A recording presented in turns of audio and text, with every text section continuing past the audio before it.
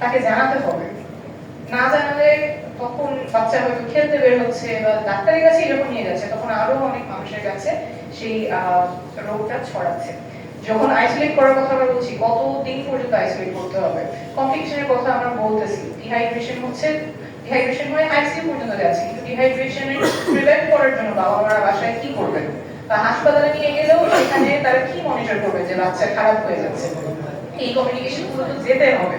এবং যারা high risk আছেন, আমাদের যারা গর্ভবতী আছেন, আমরা জানি তারা হাই রিস্ক, তো হাই রিস্ক পপুলেশনের জন্য তো আমার আলাদা করে কমিউনিকেশনটা করা লাগবে, বোঝানো লাগবে যে কারা কারা আপনারা দূরে থাকবেন, কি কি সাবধানতা অবলম্বন করতে হবে। এখন যে অবস্থাটা হচ্ছে যে অনেক কনফিউশন, যে আমার বাচ্চার কোন লক্ষণ হলে আমি বুঝবো যে এটা হাম হলে আমার কি করতে হবে, এমনকি তাকে আমি আবার টিকা দিবো নাকি ডাক্তারের কাছে নিয়ে যাবো, ভিটামিন এ যে খাওয়াতে হবে এটা আমরা কতখানি পৌঁছাতে পারছি, এবং ভিটামিন এটা কোথায় গেলে পাবেন, নির্বিঘ্নে পাবেন, আবার বাচ্চারও কষ্ট হচ্ছে, হাসপাতালে বেডের সংকট আমরা দেখতে পাচ্ছি, শুনতেও পাচ্ছি।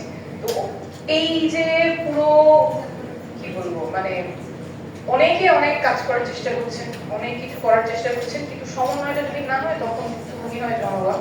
এবং যাদের বাচ্চারা আসলে এই হামের কম্পিটিশন দিয়ে যাচ্ছেন, ওনারা বুঝতে পারছেন যে কতখানি কষ্ট হচ্ছে। আমার মনে হয় একটা যদি লেসন থাকে তাহলে আমাদের প্রোঅ্যাক্টিভ হওয়া উচিত।